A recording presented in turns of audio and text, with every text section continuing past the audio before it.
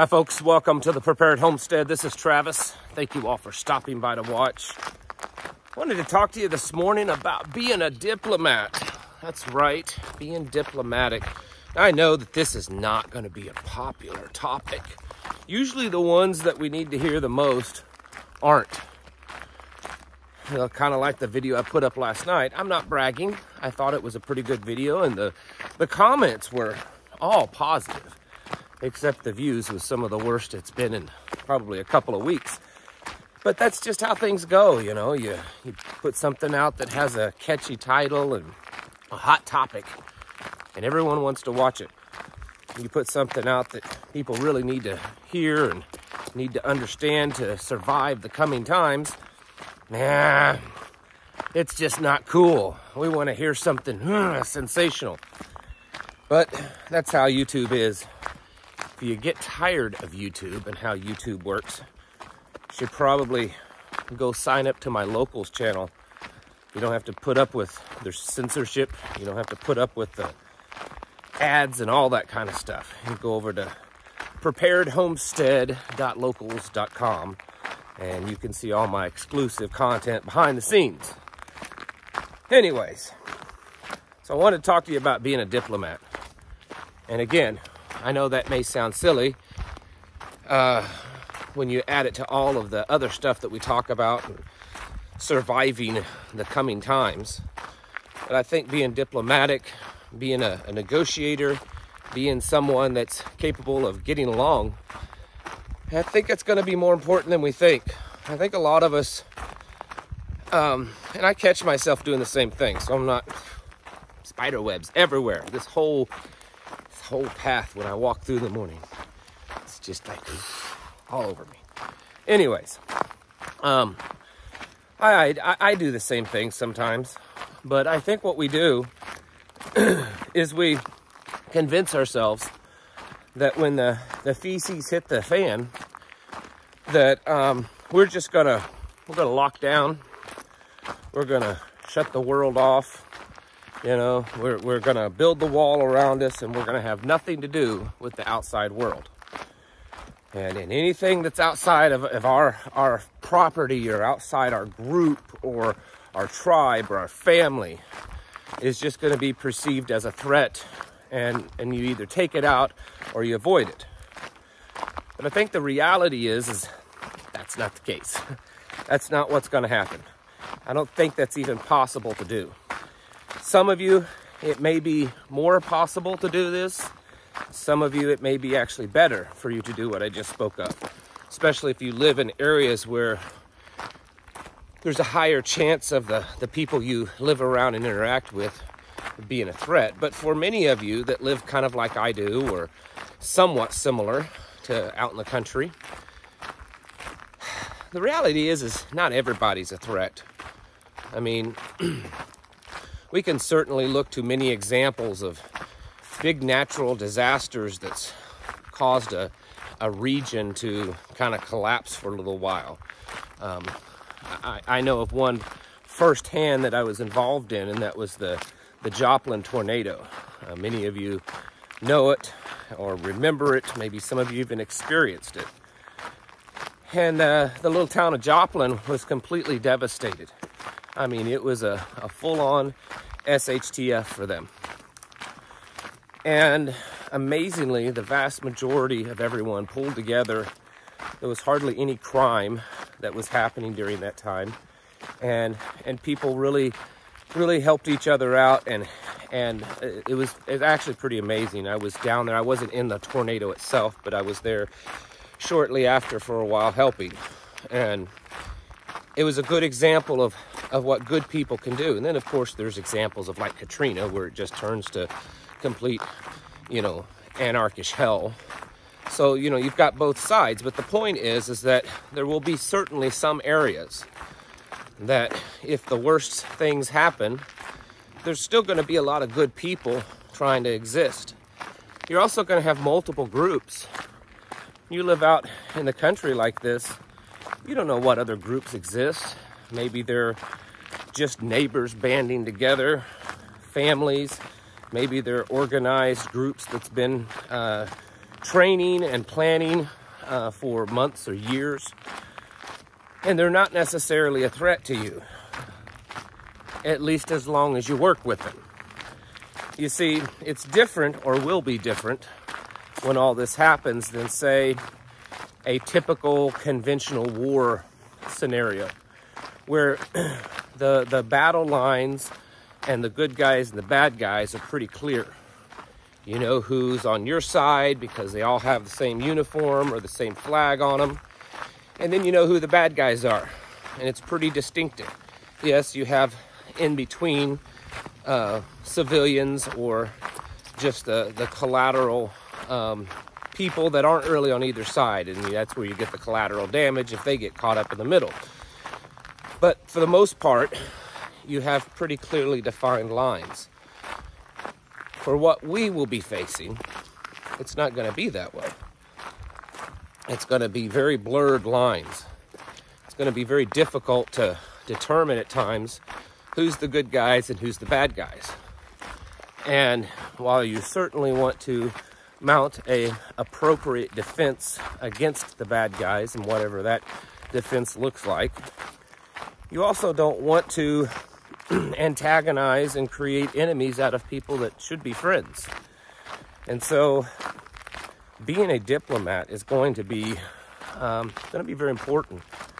You know, working with a neighboring group that may be a mile or two away, or 5 miles or 10 miles, whatever it is. Maybe they have resources that you don't have. Maybe they're through communication and through working out some kind of agreement, they're willing to work with you and help protect a certain area or do a certain thing.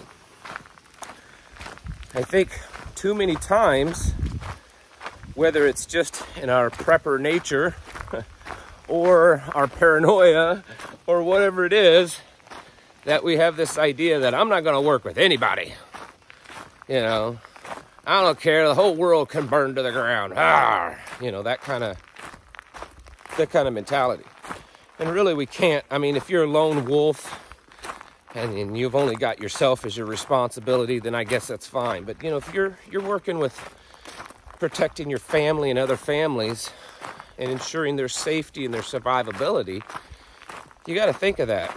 You got to realize that being able to and willing to communicate with other groups, these other groups may not be exactly like yours. They may not think and believe exactly like yours, but maybe their end goal is pretty much the same, and you can work with them. And we need to be able to do that.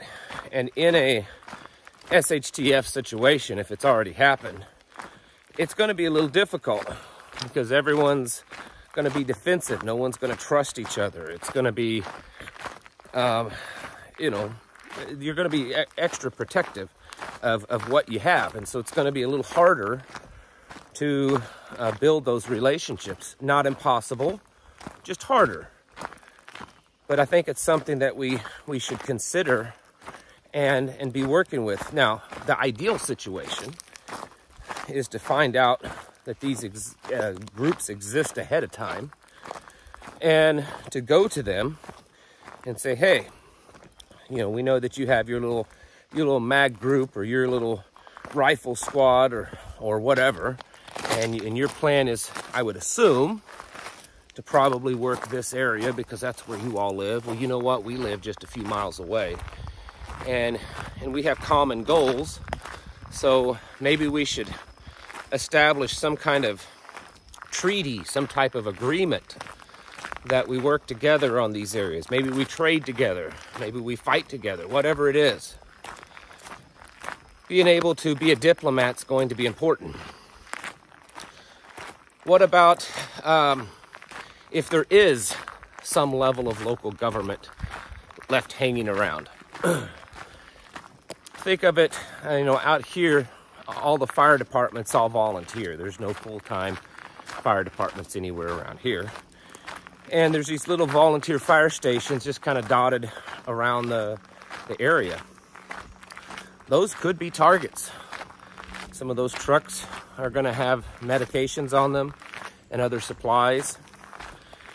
maybe working with the local fire department and saying, hey, you know, if things ever get crazy and there's not enough aid and assistance from the police department or the sheriff's department, we'd be willing to come down and help protect you. You know, I know this is extreme, but maybe it'll happen. And if it does, give us a call. Working with certain level groups like that might be a good idea. Now, I don't know if I'd take that as far to call up the local FEMA office, because I don't trust them now or never will. But being diplomatic in local small communities is going to be very critical. And not everybody's capable of it. You know, if you got a guy in your group that's just tough as nails, you know, multiple tours, just ready to, you know, he chews nails and spits napalm kind of guy. Nothing wrong with that.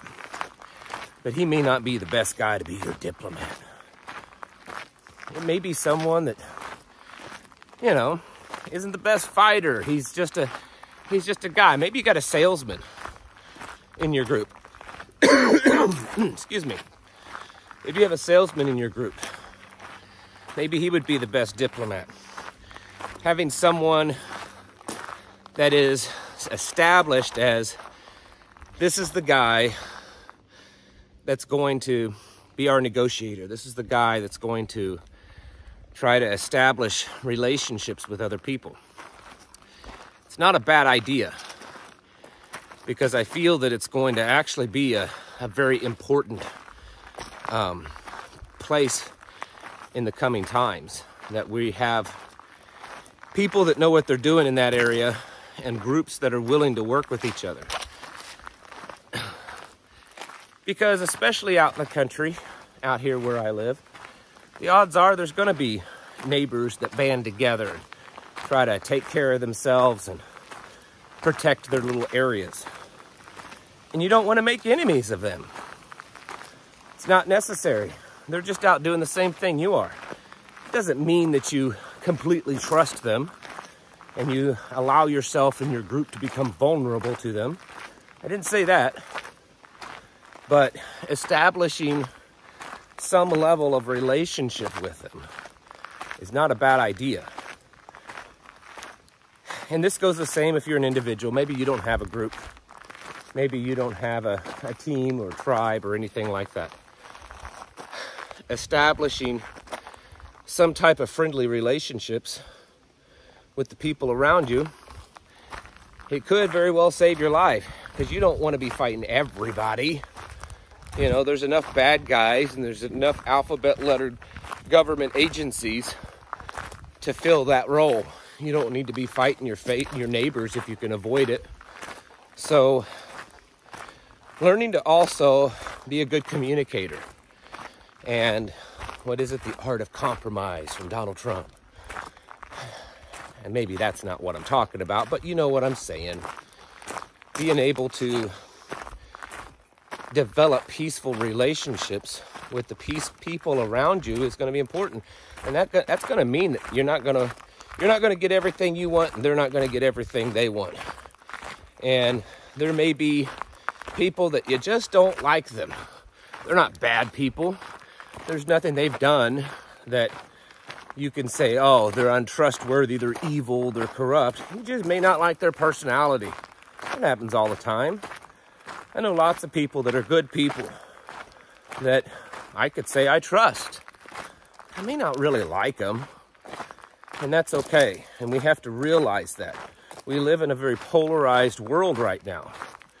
And in our polarized world, we're told that if you don't believe and think exactly like I do, then you have no part in my life.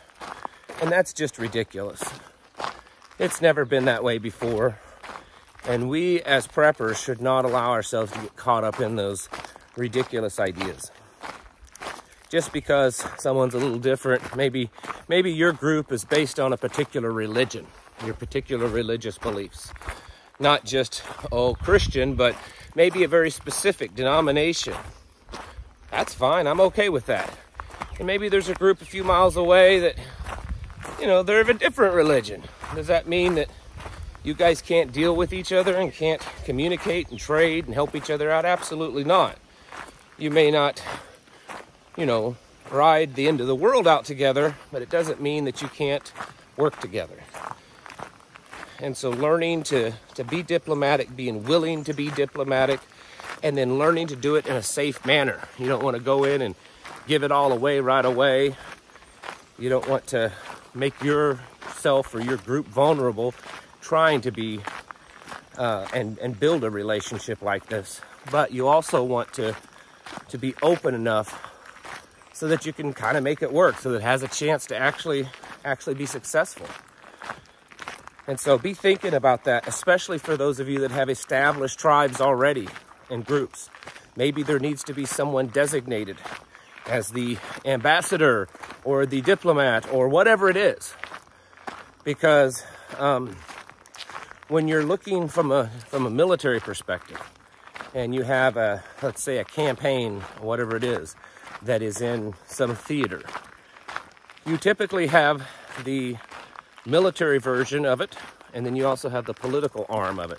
And the political arm is out there trying to make deals and establish, you know, agreements and treaties and be diplomatic.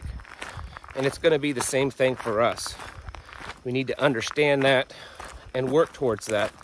And like I said, if you can, probably establish someone in your group to be the person to do that and start talking, establish certain protocols already, and then try to find other people. If you hear of other groups around you, ones that you could be willing to work with, and either establish relationships with them now or have a plan to establish relationships with them when it all kind of falls apart. Either way, I think it's a very important, while not exciting and popular topic, I think it's something that's very important that we should work towards. It's time to get this kind of stuff on the go. It's time to stop talking and piddling around, folks. It's time to put boots to the ground and get active and get ready. The world is changing and things are happening and it's not good. It's time to get your houses in order, to prepare yourselves mentally, physically, and spiritually. Thanks for watching, and I'll catch you in the next video.